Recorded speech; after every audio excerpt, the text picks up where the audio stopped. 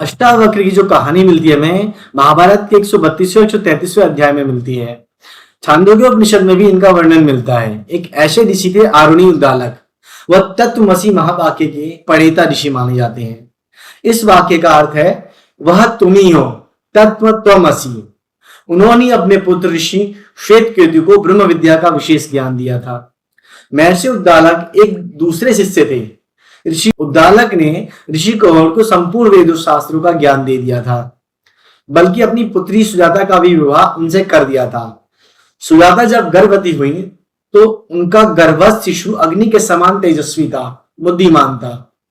एक दिन जब ऋषि कौर स्वाध्याय कर रहे थे, शिष्यों को पढ़ा रहे थे, तो गर्भस्थ शिशु ने उन्हें टोकते हुए कहा कि जी आप दिन रात वेद पाठ करते हैं, परंतु आपका उच्चारण अशुद्ध रहता है।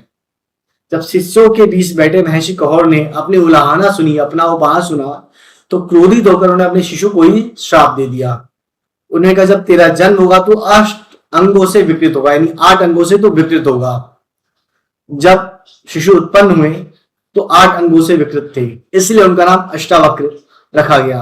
और अष्टावक्र ने अपने अध्ययन से, स्वाध्याय से, अपने जप तप से उन्होंने सारे वेद शास्त्रों का ज्ञान अर्जित किया। और एक बार ऐसा भी हुआ कि राजा जनक की सभा में शास्त्रार्थ हुआ। उन्होंने सबसे बड़े उस समय के विद्वान व्यक्ति को, विद्वान ऋषि को हराया और उस परंपरा को भी समाप्त किया, जो परंपरा बहुत प्राचीन थी, जहां शास्त्रार्थ के बाद किसी के जीवन का अहित हो जाए।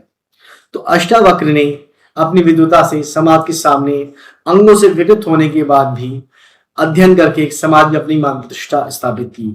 अष्टावक्र ने अष्टावक्र गीता लिखी है, जो श्रीमद् भगवद गीता की तरह ही समाज के लिए लाभदायक है।